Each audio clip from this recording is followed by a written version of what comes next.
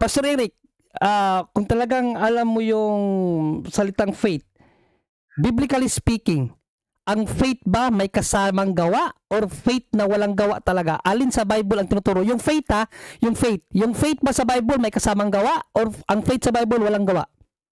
May kasama Okay. wala. Ang faith sa Bible may kasamang gawa kasi naligtas ka na. Maliwanag yan sa Diyos. Dahil sa katotohanang ipinapangaral ng Santa Iglesia Katolika na hindi maitanggi ng mga protestante sa lungatang aral at pahayag ng mga pastor.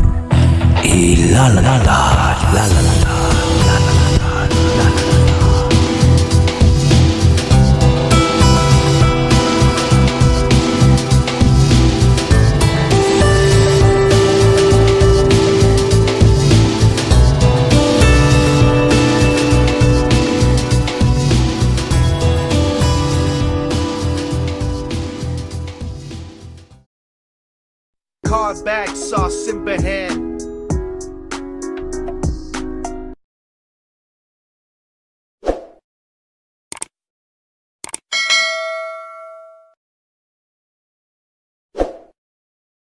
Okay, so dyan nagtatapos mga kapatid ang first part ng ating debate.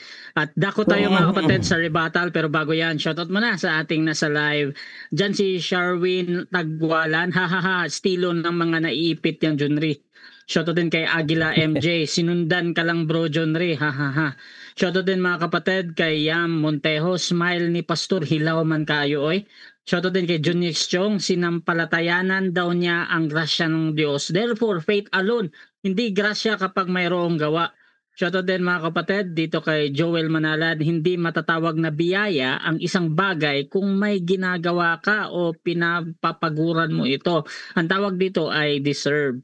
Shoutout din kay Ja, ligtas pala tayo kahit wala tayong ang faith. Shoutout din kay Raquel Mabali, ang kaligtasan ay hindi one-time event kundi isang proseso hanggang sa kamatayan.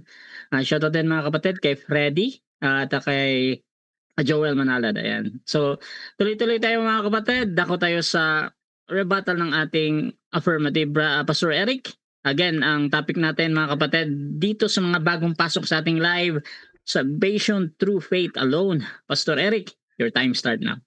Opo, okay. Yan po, kitang-kita po natin kung paano nagkabuhol-buhol itong ating katunggalin na si Brother Julie sa atin pong mga tanong. Hindi mo alam kung saan siya susuotin.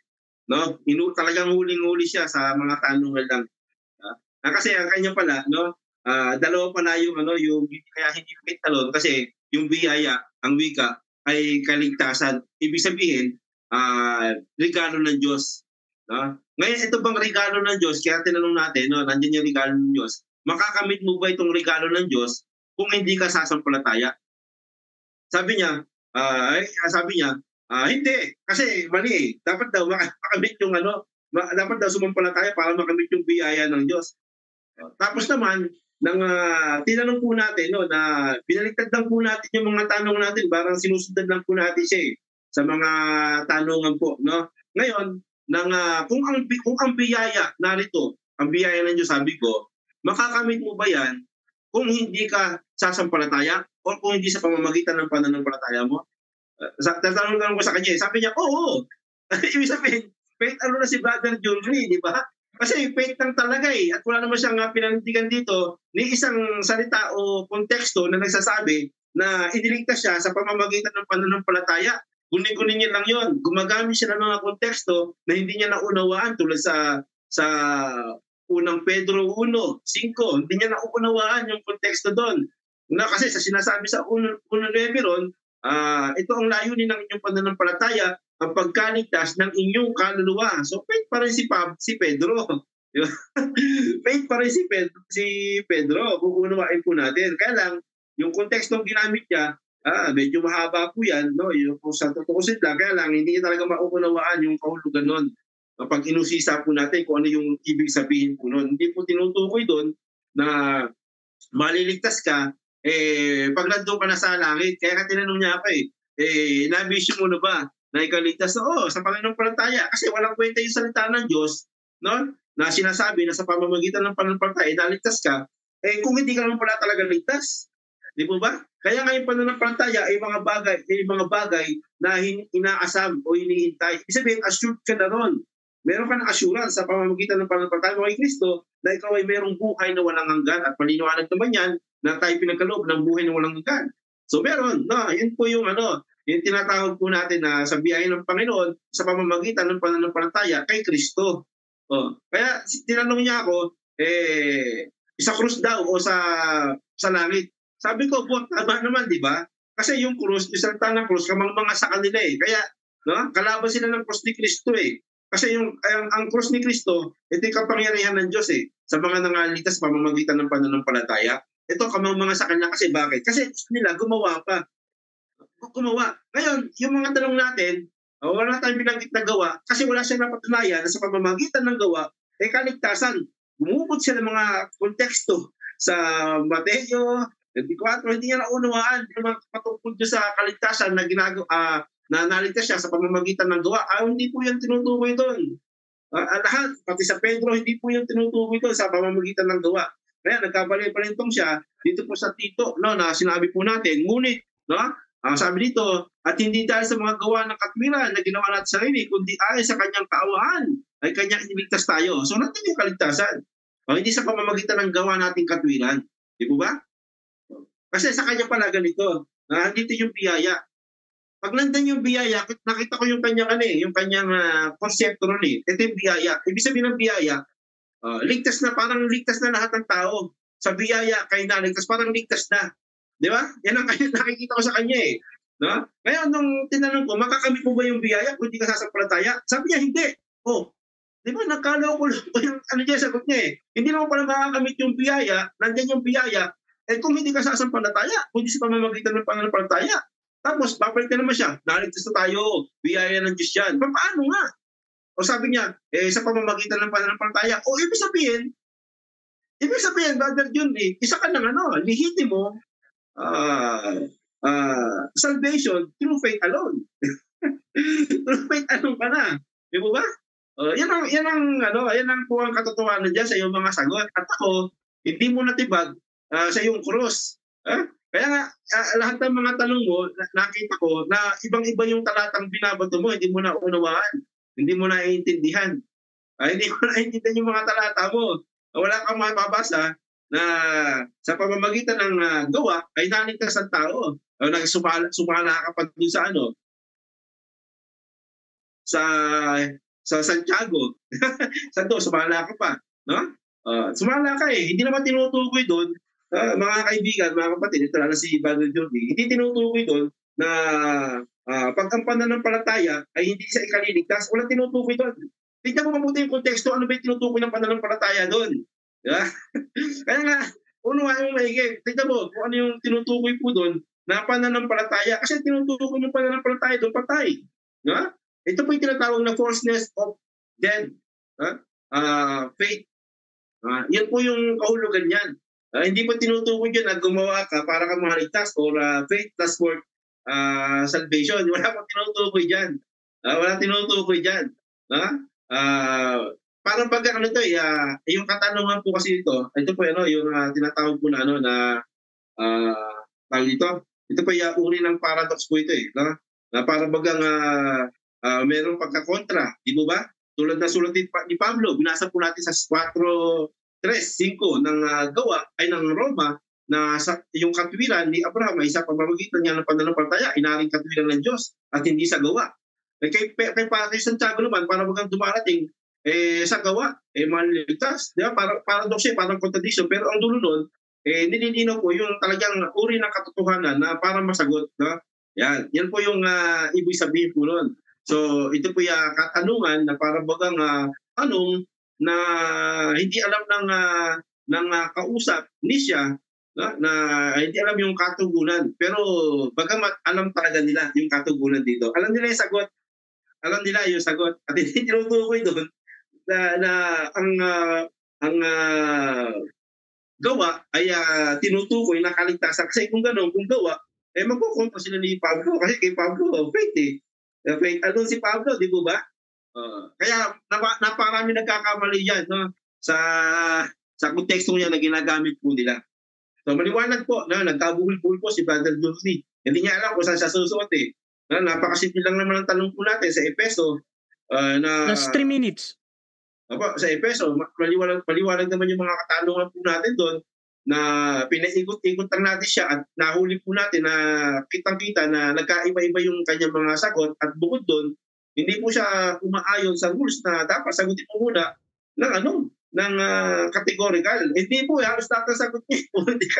Na categorical tanong natin, hindi niya po nasagot eh. Nailang po siya sa mga tanong natin, medyo nababasag po siya ron. Hindi niya kayang sagutin ng direkta. Kasi tama naman yung nabuhal siya sa sarili niyang bibig. Doon pala sa kanyang bibig, na yung kaligtasan pala sa pamamagitan ng pananampalataya. Opo. At hindi sa gawa. Hindi sa gawa eh. Ibig sabihin, faith si Brother Jumri, di ba? Hindi sa gawa. Yan ang malinaw po yan. At sa napakarami pong mga talata na ibinigay po natin, ito po, bibigyan ko po kayo ng iba pang mga poste para pagtibayin po kayo. No? Okay, dito po sa hindi ko maintindihan kung ano yung mga kanyang binabanggit na mga talata eh. So basahin po natin dito sa yan. Sa Filipos, sa po tayo? Ephesians po. Yan. Basahin po natin ang 3. Sabi dito, na sa kanya kayo rin naman pagkarinig ng aral ng katotohanan ng Ebanghelyo ng kaligtasan na kayo rin naman mula nang kayo nagsisampalataya ay kayo tinatakan ng Espiritu Santo na ipinangako. So, nandun na po yung tatsak eh. Di ba? Kaya nga na mula nang kayo ang wika ay pagkarinig ng aral ng katotohanan. Ito po yung Ebanghelyo ng kaligtasan eh. Pagkarinig nun, kasi yung ano po yung biyaya ng Diyos eh, sa pamamagitan ni Kristo, binigay ng Diyos ng Ama yung anak na namatay, napako sa krus. Biyaya talaga ng Diyos, gawa ng Diyos yun. Kaya tinanong ko siya, gawa pa ng Diyos yan? Sabi niya, oo. Ibig sabihin, maliwanag na hindi po talaga sa gawa ng tao, kundi gawa ng Diyos yung biyaya. Siya ay nagbigay. Kaya doon, sinampalataya mo, naligtas ka sa pamamagitan ng pananampalataya at hindi sa gawa. Di ba? Hindi sa gawa. Ibig sabihin, biyaya yun ng Diyos.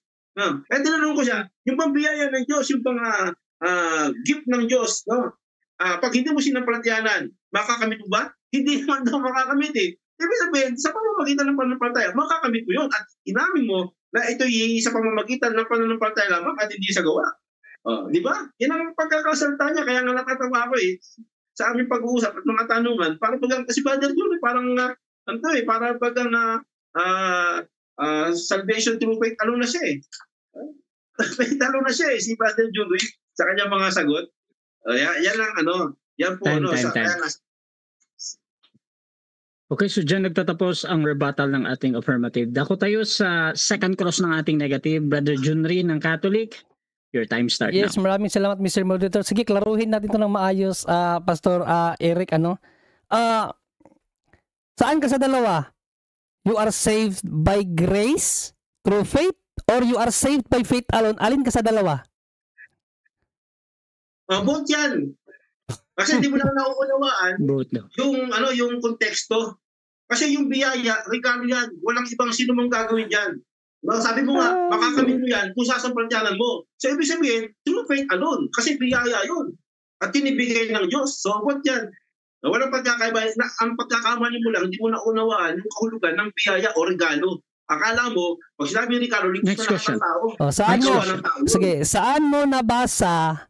Saan mo nabasa sa Bible na mayroon kahit isang apostol man lang or kahit kalahating apostol, kasi mahirap na yung isa eh, kahit kalahating apostol na you are saved by faith alone? Saan mo nabasa yan?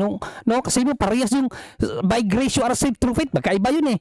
Kasi may grace nga eh. Sabi mo, parehas yan. Pero ang isa sa kaparehas nun, you are saved by faith alone. Sinong apostol nagsabi sa iyo o kalahating apostol lang, kasi mahirap sagutin yung isa, yung kalahati na lang, na may apostol na kalahati na nagsabi, you are saved by faith alone. Saan mo nabasa yan?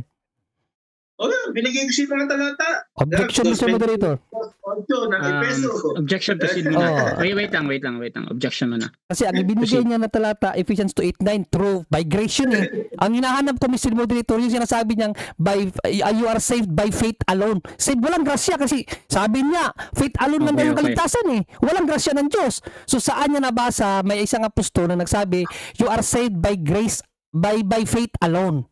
Okay, Pastor Eric, meron ka bang counter objection before ako mag-judge? Brother Russia, Proceed. kasi maliwanag lang po yung kanyang sagot, ay yung kanyang tanong, at maliwanag yung sagot natin. Categorical, sinagot po natin. Okay, so ganito mga kapatid, ang tanong kasi dito, saan mababasa, naghihingi ito ng talata. However, either that is true or not, basta bumigay lang ng talata, tinatanggap yan ng moderator as a valid answer ha. So, nasa audience na yan kung paano nila titingnan yung talata na yon. Brother o Pastor Eric, proceed kasi yung sagot bro, yung talata lang. Opo, 8 ng Efeso, 9 sa Roman 4, 3, 5, no? Sa 1 Peter 1:9 at sa ang dami yung talata 3:16 ng 1. Next question. Okay, next question. Okay, limit to the listener na lang. Okay, Pastor Eric, kung talagang alam mo yung salitang faith, biblically speaking, ang faith ba may kasamang gawa or faith na walang gawa talaga? Alin sa Bible ang tinuturo? Yung faith ha, yung faith. Yung faith ba sa Bible may kasamang gawa or ang faith sa Bible walang gawa? May kasama okay. Wala. Ang faith sa Bible may kasamang gawa kasi naligtas ka na. Maliwanag yan sa Efeso 2:8 GC. O hanggang GC. Diba? Kaya nga sabi ko ni Pablo, sa biyaya kayo naligtas sa pamamagitan ng pananampalataya, hindi sa pamamagitan ng inyong gawa. Kundi kayo gawa niya mula nung una upang siyang lakaran ninyo. So, ligtas ka na sa kakagawa. Maraming salamat dahil sa Bible pala, ang pananampalataya ay may gawa. So, ibig mo bang sabihin, walang faith alone sa Bible? Meron. Kasi meron pagkakaunawa mo. Pag sinabing kaligtasan, pag-aaning ka na, faith alone yun. Aliwanag ng 2:8 GC. Kaya lang, nung na-faith alone ka na, no, naligtas ka na sa pamamagitan ng pananampalataya na inamin mo sa pananampalataya ka naligtas at hindi sa gawa, saka ka ngayong gagawa kasi yung tinatawag na fruit of faith. Yan, yung evidence of faith yung mabubuting gawa. Kaya hindi nyo alam. Okay, next question. Sabi mo, ang pananampalataya sa Bible, may kasamang gawa yan. Ha? Pero sabi mo naman ngayon, ang pananampalataya ay faith alone lang. Alin ang totoo dito? No, kasi biblically speaking sabi mo, ang faith sa Bible, ibig sabihin Bible, entire Bible, mayroong gawa talaga. No? Pero sinabi mo naman sa isang banda, faith alone lang ang Bible. Alin ang totoo doon? Yung pananampalataya sa Bible ay may kasamang gawa? O yung sinasabi mong faith alone lang na walang gawa? Alin ang totoo? Parang totoo. Hindi lang natin. Yung sinasabi mo may gawa, after po ng salvation yun. Kaya, faith, malagaling sa faith, then fruit tawag ito yung fruit or works. Yan ang tama dyan. Kaya kasi ang tanong mo, may gawa ba ang pananampalataya? Meron. Kasi pataya pa mo ng gawa pero hindi tinutukoy. Next question. Next question. Ginamit mo ang Romans 3, no, si Father Abraham. Okay. Sa paanong naging ganap ang pananampalataya ni Father Abraham? Sa paano naging ganap ang kanyang pananampalataya? By faith alone or by faith and good works? Faith alone or faith and good works? Faith alone.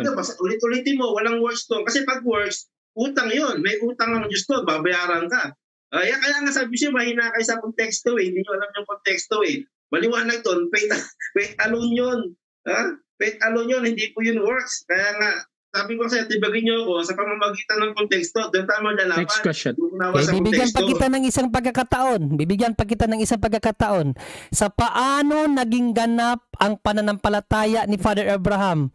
By works or by faith alone? Yan ang question ulitin ko. Sa paano naging ganap ang pananampalataya ni Father Abraham? By works or by faith alone? Faith nga, no? So justification before God, faith yan. Objection, Sir Moderator. Wait lang, objection. Proceed, negative. Ang question is, by works or by faith alone? Okay, pagpipilian dito, works or faith alone. Pastor Eric, pipili ka ba or mag-counter object muna? Ako, Brother Rasha, pinili ko na nga, faith nga po Okay, so ganito faith lang sinabi niya, Mr. Moderator. Gusto ko makarinig yung faith alone. judgment lang ako na to.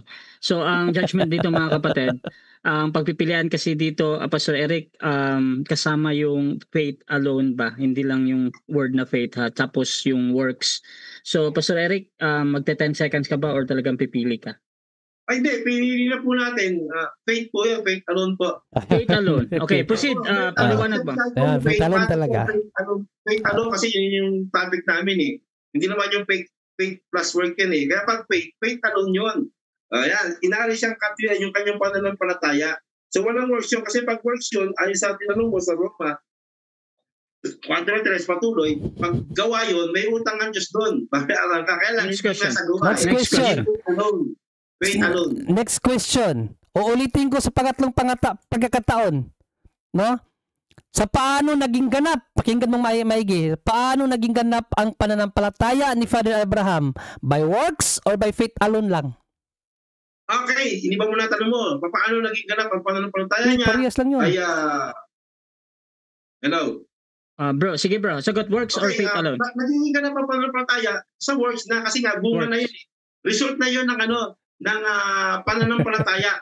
Yan. Resulta na. Pero inaring ganap siya sa pamamagitan ng pananampalataya. Objection, Mr. Moderator, objection. Objection, proceed. Yes, hindi na tanong na naman ang binigyan ko siya ng 3 pagkakataon, Mr. Moderator, na baguhin niya at binago niya talaga. Kaso hindi niya sinagot ng direkta pa rin ng aking categorical. Sa pangatlong pagkakataon, Mr. Moderator, pinapili ko siya uli kung sa paanong paraan naging ganap ang pananampalataya ni Father Abraham, by works or by faith alone. Okay, so dito nag-object yung ating negative dahil gusto niya parang yung unang lalabas sa bibig mo, Pastor, ay yung faith or yung faith alone or yung works. Pastor Eric, meron ka ba ang counter-objection or mamimili ka? Kasi nag-iba yung tanong niya eh. Hindi nag-iba, yun lang. Okay. Nag-iba yung tanong niya sa aking pakinig. Okay, so sinagot na po natin, sinagot natin brother na siya ng categorical yan. Okay, so ganito. So yung pagkakaiba or hindi pagkakaiba, nasa audience naman yan kung talagang naiba, pero tinituring ko pa din yun as a valid question ha, yung previous na question. Ang importante lang sa akin yung pagpipilian ng talaga, faith alone or works. Pastor Eric, anong pinipili mo dito kung pipili ka?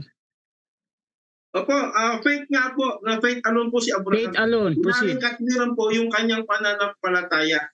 Wala pong gawa. Kaya nang tinatanong niya sa akin ngayon, sa pamamagitan naman ng gawa, yun ang tinatawag na justification before man. Kasi magkaiba yan hindi niya maunawaan talaga yun. Inaaring ganap naman siya sa pamamagitan ng gawa. Kahit sino sa atin, sa pamamagitan ng gawa. Next question. Next question. Next question kasi pinaparatangan ako, Mr. Moderator. Malinaw yan sa mga nakikinig. Parehas lang yung aking tanong. Wala akong binago. Pastor Eric, makinig ka. Pang-apat na pagkakataon, uulitin ko yung tanong. Same question. Wala akong binago. Parehas lang. Bibigyan kita ng isa pang pagkakataon bago ako mag-shift ng tanong. Sa paano naging ganap ang pananampalataya ni Father Abraham? By works or by faith alone? Alin sa dalawa? Works or faith alone? Yan, nag-iba. Faith na yan. Faith. Kasi paulit-ulit ka ng tanong, sinasabi siya kanina, faith alone si Abraham. Inaring katuwiran yung kanyang pananampalataya. Ngayon, yung justification before man naman, yun yung gawa naman ni Abraham. Gawa ng mga tao, iba naman yun. Kaya kasabi siya, di mo umaunawaan yan eh. Yung faith, gumagawa yan, yun yung resulta ng pananampalataya mo. Yun, yung bunga ng faith question. mo. Next question. Maraming salamat. Alright pang-apat na talaga yun, 4 na beses mong sinabi faith alone. Sa faith alone naging ganap ang pananampalataya ni Father Abraham. Ka-4 mo sinabi yan. Kaya sinuguro ko para talagang time 10 minutes time.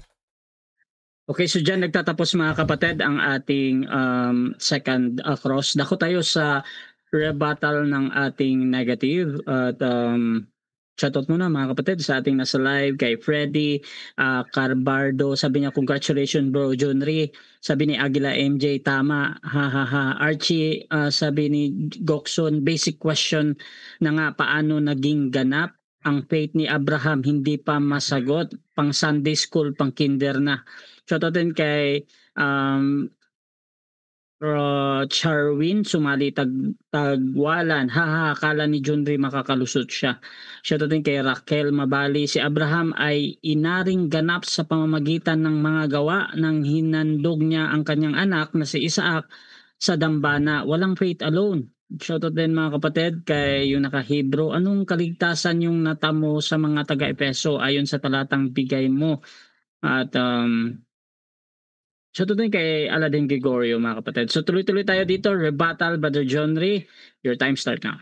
Maraming salamat Mr. Moderator, no? Yun. So mga kapatid, as usual, kapag tinanong na, pag nagkontra na, ang isasagot na lang sa atin parehas, no? Again, contra factum argumentum non valid po 'yan sa lohika. An argument which is contrary to the fact cannot be accepted, or two different statement cannot be true. No? Kaya nga inulit ko no? Kasi pinaparatangan tayo na faith alone na raw tayo. Kaya nga tayo nagdidebate, hindi mo lang naunawaan yung sagot ko. Huwag mong i-assume na faith alone ako, no? Kasi malinaw po yan sa Ephesians 2:8. Ang pananampalataya nyo kasi naligtas kayo sa pananampalataya lamang. Yan ang kaligtasan nyo. Na hindi man ipinahayag ni sinong apostol. Hinanapan kaya nga kita kahit kalahating apostol lang, kasi kung isang apostol, mahirap yun, lalong mahirap. Wala ka mahanap sa Bible na you are saved by faith alone. Huwag mong gamitin ang Ephesians 2:8. Kasi sa Ephesians 2:8, by grace you are saved. Tandaan nyo yung maigi. Alalahanin nyo ang Ephesians 2:8-9. At ang Ephesians 2:8-9, hindi sinabi ni St. Paul na hindi kayo maliligtas sa inyong mabubuting gawa. Iniiba nyo yung context. Yung pagkasabi doon na ang kaligtasan ay gawain ng Diyos, hindi yan nangangahulugan na sa mabubuting gawa mo hindi ka maliligtas. Magkaiba yun. Ibig sabihin nun, yung kamatayan ni Kristo sa krus, gawain ng Diyos yun, hindi gawain ng tao. Yan ang point dyan. Magkaiba yun sa paggawa mo ng mabuti para maligtas ka. Yun hindi nyo naunawaan ng Bible Oh. No? Kaya nga, 4 na beses kitang tinanong kung ano ba talagang paniniwala mo. Ginamit mo ang Romans 3:4 No? So, sinisigurado ko na talagang naunawaan mo ba talaga ang Biblia. Ano na, hindi mo talaga naunawaan ang Bible. Kasi tinanong nga kita sa Bible ba, yung pananampalataya talaga may gawa or walang gawa? Sabi mo, mayroon. Tapos nung tinanong kita, so naniniwala ka na ba na sa Bible ang pananampalataya talaga ay gumagawa? Hindi daw. Faith alone daw. Tapos kung tanungin mo, alin talaga sa dalawa ang tama? Faith alone or may pananampalataya? Anong sagot ni Pastor Eric? Both. Si Pastor Eric, pag naipit, ang palaging sagot, both. Pastor Eric, no? Aralin mo yan sa lohika. Contra factum, argumentum, non-valid. An argument which is contrary to the fact cannot be accepted. Or two different statement cannot be both true. Kapag sinabi mong ang gawa, ang pananampalataya talaga, biblically speaking, may gawa, huwag mo na sabihin na faith alone lang. Kasi kontra na yun. No? Mga kapatid, kung aralin nyo talaga ang Biblia, yung pananampalataya sa Bible, may gawa talaga yan. May gawa yan. No? Itanong ni Pastor Eric sa akin mamaya kung saan mababasa yung pananampalataya, yung pag-believe mo kay Panginoong Jesucristo ay gawa yan. Hindi siya pananampalataya na walang gawa. No? Faith is something you are believing na pagpapanampalataya mo kay Kristo. Gawa yun. Walang pananampalataya na walang gawa. Wala yan. No? Kaya nga sabi ni St. James, kahangalan yan, yung aral na pananampalataya tapos walang gawa. Kahangalan daw yan O, tinanungan niya ako dito kanina, hindi nga siya nakaibig, hindi niya ako pinaluapan ng question dito Sabi dito, isa kang hangal. Nais mo pa bang patunayan ko sa iyo walang kabuluhan ang pananampalatayang walang kasamang gawa? Kahangalan ng Pastor Eric. Ba't mo sinasabing faith alone? Walang ang kabuluhan yan Tapos ano yung tanong ko sa iyo itong pang-apat na inulit-ulit ko kasi gusto kong masiguro kung ano talaga sa iyo ang paano naging ganap ang pananampalataya ni Father Abraham. No? Talagang 4 na beses yung sinabi by faith alone. O basahin natin biblically speaking. Sa paano naging ganap, yan ang 4 na beses kung tinanong sa kanya yan. Paano naging ganap ang pananampalataya ni Father Abraham? Sa paano naging ganap?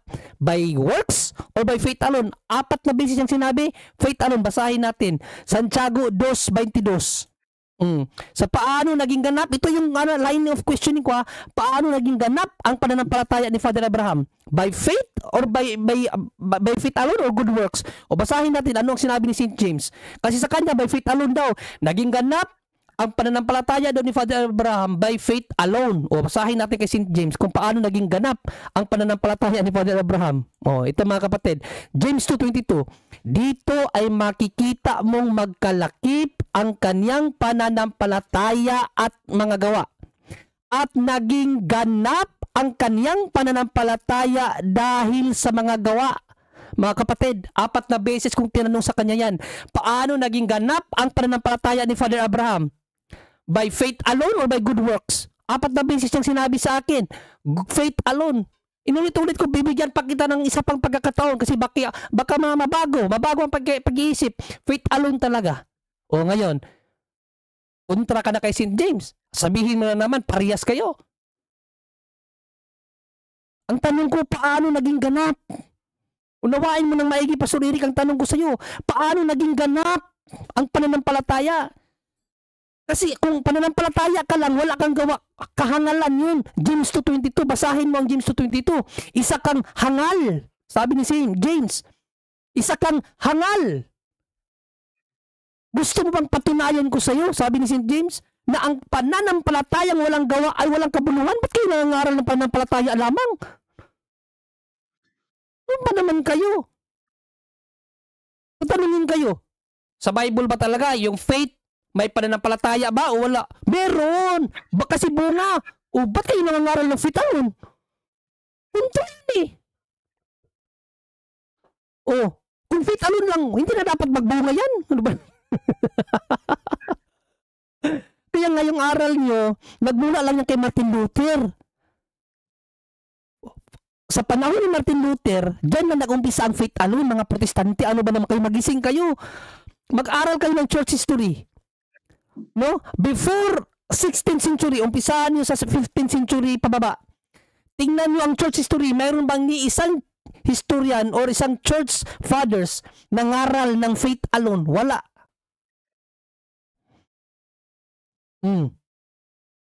Martin Luther lang nag-umpisa, wag niyong panampalatayanan ang isang pananampalataya na hindi tinuro ng Bible. Nagbabasa kayo ng Biblia. Kayo ang nag-uunawa.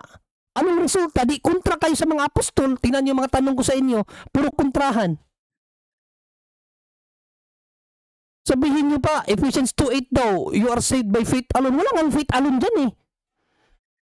Ulitin ko, ang Ephesians 2:8-9 na para maunawaan nyo, by grace you are saved. Sa grasya tayo ng Diyos na iligtas. Through faith, not by works. Na para daw walang magmalaki sa atin, no? Ang sabi ni St. Paul, unawain natin ng maigi, yung kaligtasan sa krus, gawain ng Diyos yun, hindi gawain ng tao. Okay? Ang works na sinasabi dyan, yung gawa ng pagligtas sa kamatayan sa krus, hindi gawain natin. Yan ang point dyan. Hindi yan nangangahulugan na hindi ka maliligtas kapag gumawa ka ng mabuti. Ano ba naman kayo? Simple lang nangaral dyan eh. Tingnan natin kay Simple kung hindi ba makakapagligtas ang paggawa ng mabuti. 1 Timothy 6:18-19. O basahin natin ng Tagalog para maunawaan nyo. Hindi ba makapagligtas ang paggawa ng mabuti? That's 2 minutes. O, na sila'y magsigawa ng mabuti. Na sila'y magsiyaman sa mabuting gawa. Na sila'y maging handa sa pamimigay, maibigin sa pamamahagi, na mga tipon sa kanilang sarili ng isang mabuting kinasaligan para sa panahong darating upang sila'y makapanangan sa buhay at tunay na buhay. Ano daw? Paggawa ng mabuti, makakapanangan sa tunay na buhay. Mga kapatid, huwag yung sabihin hindi makakapagligtas ang mabubuting gawa. Ano ba naman kayo? Mangangaral ba si St. Paul ng paggawa ng mabuti kung hindi yan makakapagligtas? O, basahin natin. No? Dito sa 2 Thessalonians 3:13. Ano ang aral ni St. Paul dito? O, 2 Thessalonians 3:13. Ngunit kayo mga kapatid, wag kayong mga pagod sa paggawa ng mabuti. Tapos kayo, allergic kayo sa mabubuting gawa. O, kasi tinitwist nyo ang salita ng Diyos. Yan ang sinabi ni Isaiah sa kanyang sulat. Sa 5:20 ng Isaiah, no? Basahin natin to. Ano ang babala ni Propeta Isaiah sa mga tao? No? Ano ang sinabi niya dito? Kasi may anong talaga ang salita ng Diyos kasi hindi yan nagsisinungaling eh. Nagsasabi ng totoo talaga yan, no? In Isaiah 5:20, ano ang aral ni Isaiah dito? Isaiah 5:20. Kawawa kayo, mga baligtad ang isip. Ang mabubuting gawa ay minamasama. Ano daw? Ang mabubuting gawa ay minamasama. Minamasama. Anong tawag sa kanila? Baligtad ang isip. Kaligtasan ang hatid ng mabubuting gawa eh. Kaya nga doon sa Matthew 25, kung babasahin mo na, ubusan tayo ng oras kaganina, puro mabubuting gawa ang ginawa ng tao doon, kaya inilagay sa kanan, tinawag na tupa ng Diyos, gumagawa ng mabuti. O yung hindi gumawa ng mabuti, impyerno. Tapos ngayon, mangangaral kayo ng faith alone. Tapos kung tatanungin kayo, ano ang faith alone sa Bible? May gawa ba? Wala. Meron daw. Maraming salamat, Mr. Moderator. Okay, so dyan nagtatapos ang rebuttal ng ating negative. Dako tayo sa second cross ng ating affirmative. Pastor Eric, 10 minutes. Your time start na. Okay, naniniwala ka ba na itong faith alone, yung pananampalataya lamang ay inaaring ganap tayo ayon po sa Efeso 2? Hindi tayo inaaring ganap sa pananampalataya lamang. Mali yan. Si James nga we are not justified by faith alone nga O James 2, sa James 2:21, we are not justified by faith alone. No? Ano ba naman, hindi naman magkaiba ng aral. Wait lang, Mr. Moderator, objection? Wait lang. Proceed sa objection, proceed. Yes, objection, Mr. Moderator. Wag na kasi siyang sumapaw, Mr. Moderator, kasi masyado talagang excited si Pastor Moderator na ano yung sagot natin. Okay. So, continuous lang tayo dito, Brother Jundre, sa yung sagot ha. Meron pang 5 seconds to. Proceed bro sa sagot. Proceed ba ako, Mr. Moderator? Yes bro. Okay. Dito sa Ephesians tawag dito. Next question. Next question. Wala tuloy. Sabi mo, hindi, sa words. Ibig ko sabihin, ayon po sa 2:9 na sinasabi, hindi sa pamamagitan ng gawa. Sumasang-ayon ko ba sa sinasabi ni Pablo na inaring ganap sa faith? Mr. Moderator, objection kasi nabago na naman ang kanyang objection. Objection. Kasi ang tanong niya, Mr. Moderator, kanina, according daw sa Ephesians 2:8, naniniwala ba daw ako na sa pananampalataya lamang? Ngayon naman, umabot na naman siya sa gawa. Ang tanong niya, kung ma-justified ba tayo sa pananampalataya lamang? Yun ang sagot tanong niya unang-una. Ngayon, nasa gawa na naman siya, Mr. Moderator. So, ayusin niya yung pagtatanong, Mr. Moderator. Okay, so counter objection meron ba sa kabila? Counter tayo. Wag po siya magturo ng tanong. Ano niya para sa magot? Hindi magturo. Okay. So ganito mga kapatid, any premise sa kabilang panig or doon sa iyong obserbasyon bro na nagbago ba or hindi, sa moderator hindi yan pinapakailaman ha. So si Pastor Eric dito nagtatanong, valid question pa din. Pastor Eric, proceed. Opo, kasi sabi ni Pablo, inaring ganap sa pamamagitan ng pananampalataya at hindi sa gawa. Sumasang-ayon ka ba rito na hindi sa gawa naligtas? Oo, hindi. Pa-clarification lang, hindi ko na-gets yung tanong mo, Pastor Eric, masyado mabilis ka magsalita, dandahanin mo. Hindi nakaka-gets yung yung tanong mo. Okay, ulitin natin. Sabi ni Pablo, inaring ganap na naligtas sa pamamagitan ng pananampalataya at ito'y hindi sa gawa. Ano ba talaga, Pastor Eric, inaring ganap? Ibig sabihin. Saglit lang kasi walang inaring ganap sa 289 Aklaruhin mo kasi sa 289 walang inaring ganap. Ano ba talaga yung tanong mo sa 289? Objection, Mr. Moderator. Kasi inaring ganap kasi yung una mong tanong nakakalito Ganito bro. Paulit mo na yung buong tanong, tapos tingnan natin yung objection kung meron bang problem doon. Sige bro, Pastor Eric. So, okay.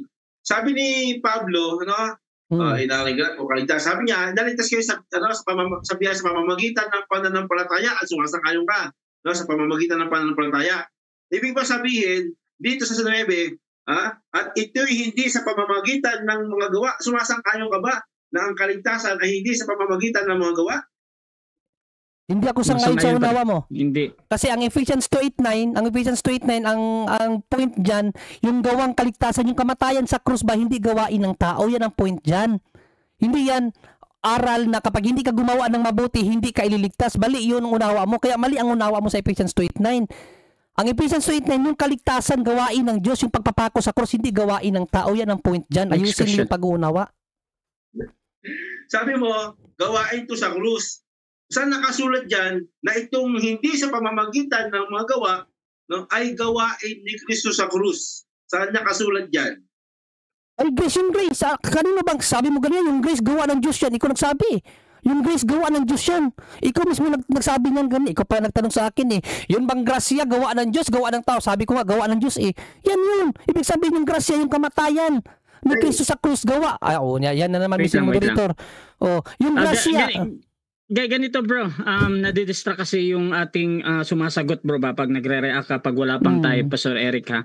So, proceed pa din. Ilang seconds, Mr. Moderator? Ilang seconds pa? Mr. Moderator, ilang seconds pa? Ayan, wala na naman ang aking internet. Ay, kainis. Ayan, nakabalik na. Hello, check. Ay, nalaglag na naman ang internet. Wait. Hello, Mr. Moderator, nawala na naman ang internet. Na ano ba yan? Okay. So, meron na lang 5 minutes and 52 seconds, bro. Wait lang ba? Wait lang, Mr. Moderator. Ang aking internet. Nawala na naman yung aking live. Wait lang. Iano ko muna to. I-connect ko muna, Mr. Moderator. Okay, bro. Ayun. Okay na po muna. Ayun, okay na pala. Wait lang. Wait lang nga. Hello. Check. Yeah, i-connect ko lang, Mr. Moderator, uli kasi nawala na naman eh. Ay, namatay na naman bigla yung aking ang aking internet. Nawala na. Ayun, nakabalik na. Oh, ayan, yan. Kaso bago na naman to. Hello. Okay, Mr. Moderator, continue na. Bagong live na naman to. Nawala.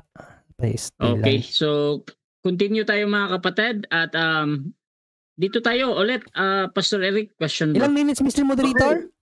5 minutes and 52 seconds. Okay, 5 minutes. Time the show.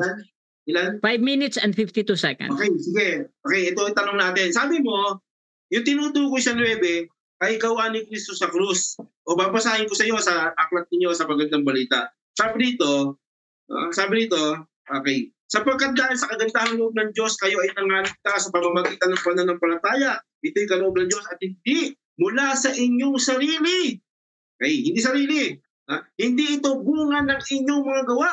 Kaya't walang maipagmamalaki ang sino man. So, sino tinutukoy? O kaninong tinutukoy na gawa ito? Gawa ba ni Kristo ito? O gawa ninyo o ng tao? Pili ka sa dalawa. Gawa nga ni Kristo. Kaya yan nga in-explain ko sa iyo na yung kamatayan sa cross ba, yung grasya ng pagliligtas, gawain ng Diyos yan, hindi gawain ng tao. Yan nga ang point dyan. Hindi naman ito nakikinig. Yung kamatayan sa cross ba, yung grasya ng pagliligtas, gawain ng Diyos, hindi gawain ng tao. Yan ang point dyan. Pero pag sabihin mo, ang paggawa ng mabuti hindi makakapagligtas, ibang usapan yon.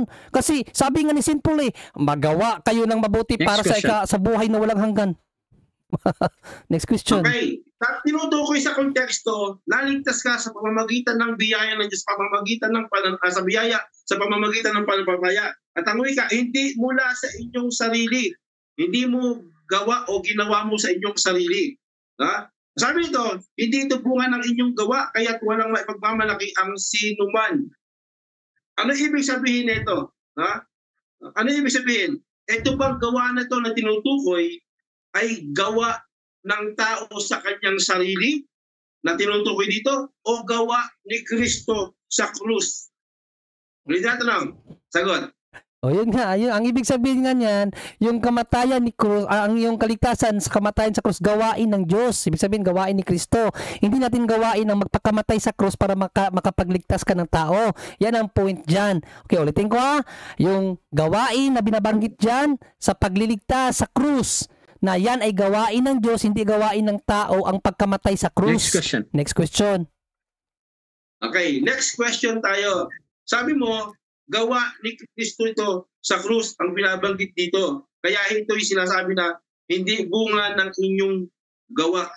Sabi mo, ngayon ulitin po natin ang pagbasa. Sabi ito, hindi ito bunga ng inyong mga gawa. Walang bunga nakalagay dyan, Mr. Moderator. Objection. Wait lang. Objection. Walang nakalagay na bunga dyan. Walang nakalagay na bunga dyan. Huwag niyang dagdagan ng Bible. Mahilig magdagdag ng Bible to eh. Okay, so counter objection, nagdadagdag ka daw sa Bible? Okay, binabasa po natin yung Magandang Balita, yung Bible ninyo. Okay.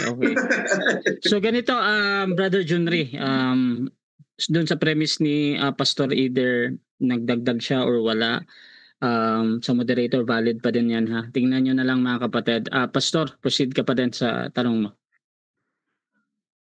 Okay, tuloy tayo sa tanong. So sabi dito, hindi ito bunga ng inyong mga gawa.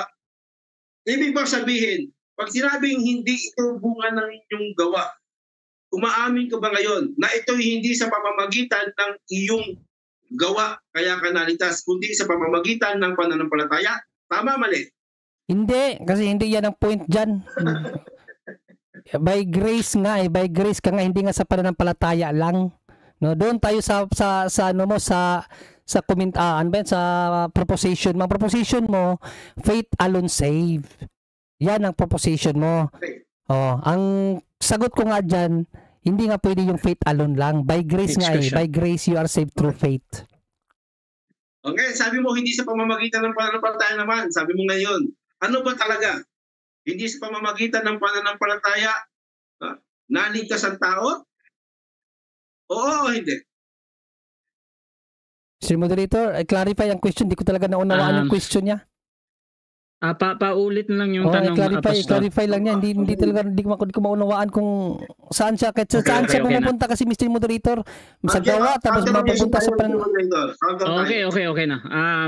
Counter objection mo na, proceed. Opo, maliwanag sabi niya hindi sa pananampalataya So sinundan ko siya. Okay.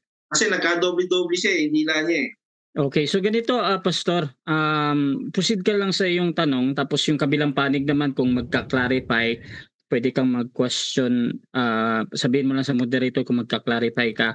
Pastor Eric, paulit ng tanong, tapos tingnan natin. Okay, maliwanag. Hindi sa pamamagitan ng pananampalataya, sagot mo yan Di ba, sagot mo. So, ibig bang sabihin, hindi ka naniniwala ngayon dito na sa pamamagitan ng pananampalataya ay naligtas ang tao?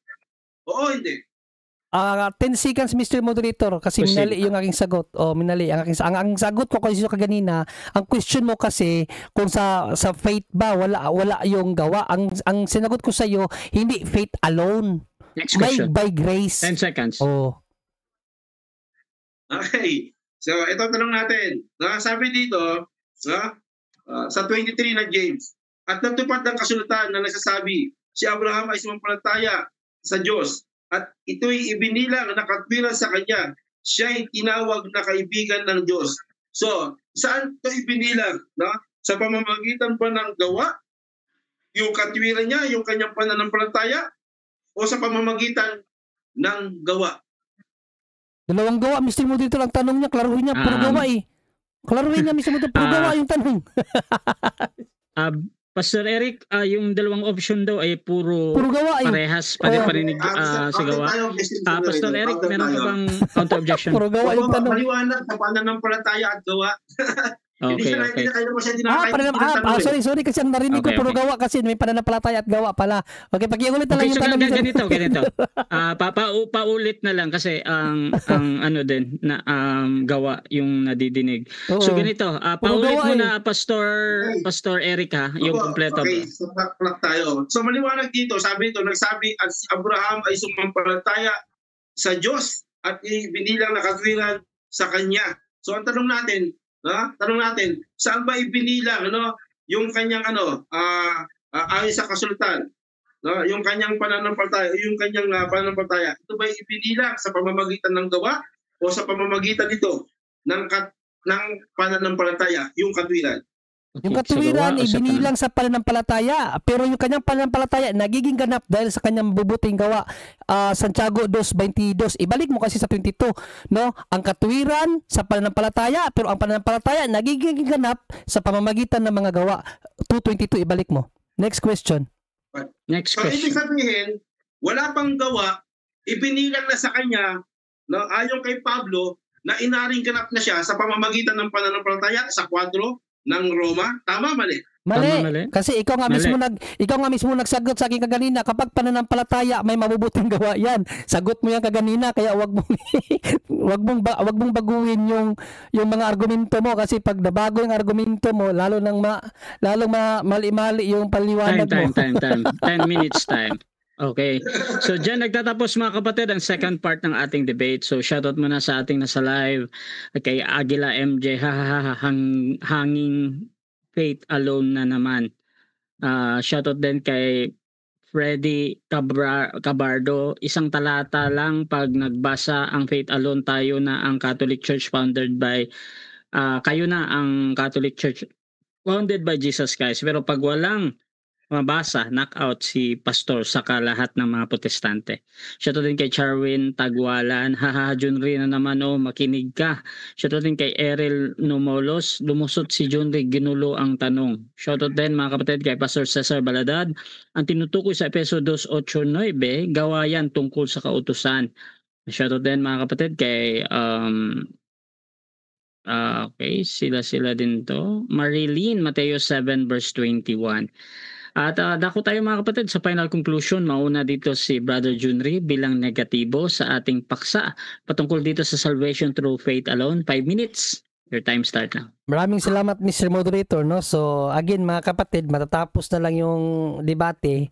Puro assumption, no? Assumption arguments ba na nagbasa ng Bible tapos sila magpapaliwanag. Faith alone yan, faith alone. Faith alone. Kahit ano pang paliwanag nyo dyan. Again, ang Ephesians 2:8-9, basahin natin na maigi mga kapatid kasi hindi naman lang naunawaan to. No, akala nila dito na yung gawa na sinasabi dito, yung gumawa ka ng mabuti para iligtas ka, hindi yan ang point dyan. Ang point dyan, yung kamatayan natin Panginoong Jesucristo sa krus, hindi gawain ng tao yun. Gawain ng Diyos yun. Kaya nga sabi, by grace you are saved through faith, not by your works.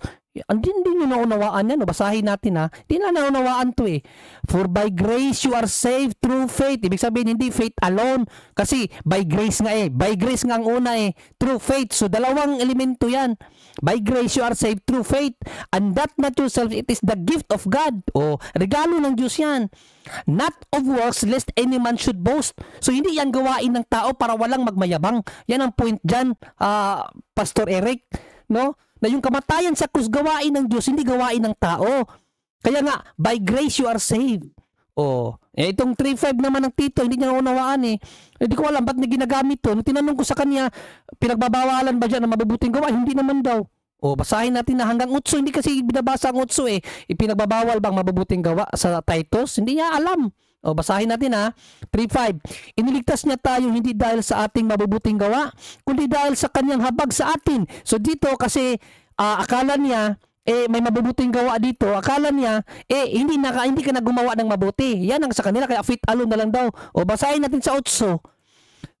Mapagkakatiwalaan ang aral na ito. Kaya't ang nais ko'y buong tiyaga mong ituro ito sa mga nananalig sa Diyos upang ilaan nila ang kanilang sarili sa paggawa ng mabuti. Yan ang hindi niya alam kasi hanggang 5 lang, no? Ang Titus 3:5, hindi yan nangangahulugan na hindi ka gumawa ng mabuti para ka maligtas. Again, ang point palagi ni St. Paul, dinidistinct niya ang kaligtasan na ginawa ni Panginoong Jesucristo sa krus sa kaligtasan na iniisip nating mga tao. Dalawang distinction yan. Palaging ini-insert ni Paul sa kanyang aral na ang kamatayan ng Panginoong Jesucristo sa krus, gawain lang ng Diyos yan. Siya lang ang may karapatan magpakamatay sa krus para sa kaligtasan. Kaya nga, gift of God ang kaligtasan. But not by faith alone. Kasi grace of God nga eh. Ulitin natin.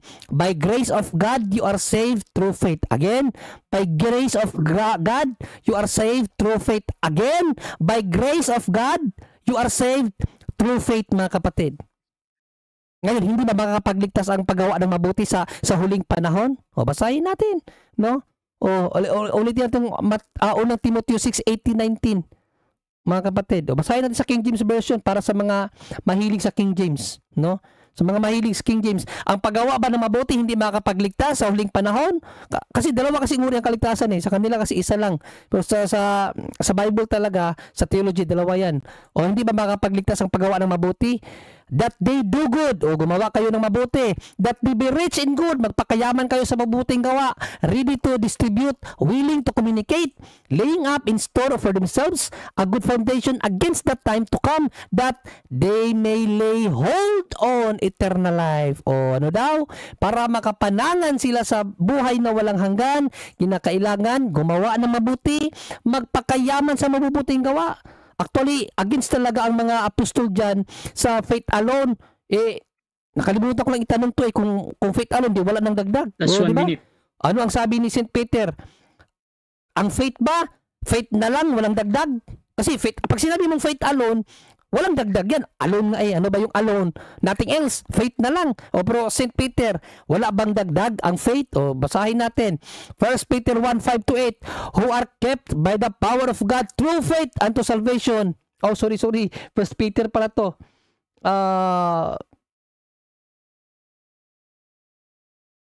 Wala. Wait, wala ako sa ano. No, First, 2 Peter 1:5, no? And beside this, giving all diligence, add to your faith. Ano daw? Add to your faith. Walang faith alone. May add nga eh.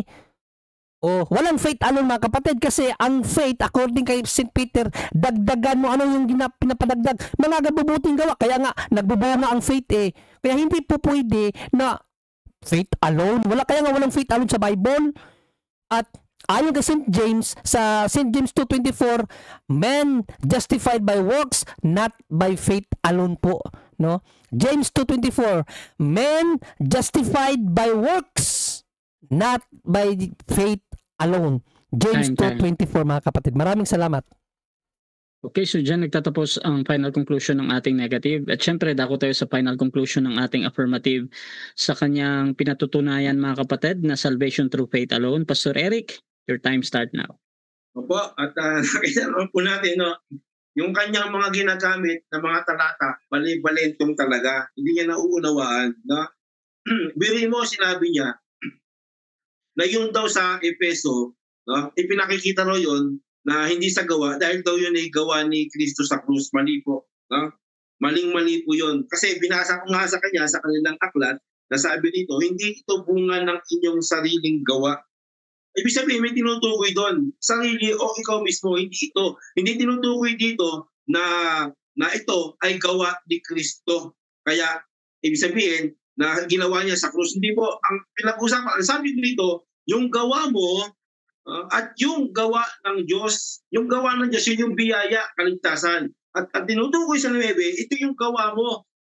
Binanggit niya ngayon, no, dito sa Tito, no, sabi nito, no, not by works of righteousness. Ibig sabihin, gawa talaga. Ang tinutukoy sa 9, si Pablo na sumulat, hindi gawa mo yun, yung gawa mong sarili yun. No, hindi yung righteousness na gawa mo, nasabi dito. So, hindi tinutukoy doon yung kung yun ba'y gawa ni Kristo sa krus. Hindi po yung gawa ni Kristo sa krus, kundi kaya nga sabi upang kayo wag maghambog. Kasi nga, kapag gawa mo yun, hindi nga sa gawa mong katwiran, maghahambog ka. Yun yung konteksto doon. Kaya nga tawa ko ng tawa, pinaulit-ulit ko sa kanya doon, para liwanagin yung ba talaga yung kay Kristo, yung ba'y gawa ng Kristo sa krus. Hindi po. Kaya mag-ingat kayo sa mga ganitong aral, kasi tayo may katibayan tayo at binabasa natin yung kasusunod ay dito nga sa 3:5, hindi yung gawa mo. No? At ang tinutukoy naman daw dito ay kailangan daw ng gawa. Kailangan talaga ng gawa. No? Tinanong niya ako sa kanina yung bang pananampalataya kailangan ng gawa? Kailangan ng gawa. Nalito siya ron Ibig sabihin, yung kaligtasan kailangan ng gawa. Ay, hindi kailangan ng gawa. Doon siya nagkalito-lito, kaya tawa ko ng tawa. Bakit? Kasi ang tinutukoy niyang gawa ron, yung bunga ng pananampalataya mo, evidence ng pananampalataya mo, yun ang tinutukoy ko. Hindi po salvation ang tanong mo dun Kaya litong-lito ka sa tanong mo Ngayon, kung salvation, true faith alone yun. Hindi ko alam kung ba't hindi mo maunawaan. No? Yung tanong mo, hindi mo maunawaan, kaya pag sinagot ka ng tama, hindi mo rin maunawaan. Kasi pinag-isa mo yun. Hindi mo na yun. Kaya nga, inantanan ng Diyos ng una, yung mabubuti gawa upang siyang natin lakaran. Kaya tinanong ko, kailan ka magagawa ng mabuti?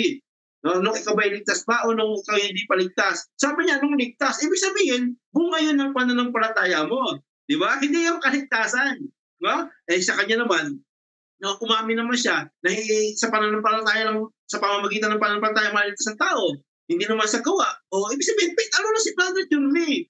Di ba? Paulit-ulit ko nga tinanong sa kanya yun Diba? Tapos ito naman, sabi ko ngayon dito, kay Abraham, inaring ka na sa pamamagitan ng pananampalataya. Sabi naman sa Roma, kaya nga itong sa Santiago, kung pag-concentrate tayo dito, tinatawag po itong paradox. No? Ibig sabihin, para bagang merong competition o kontra-kontra, tulad ni Pablo, sabi niya, inaring ganap si Abraham sa pamamagitan ng pananampalataya.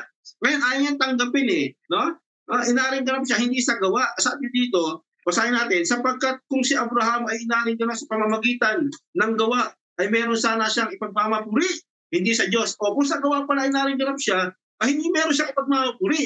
No? Ikulit hindi sa Diyos, hindi sa kanya yung tinatawag na justification before man.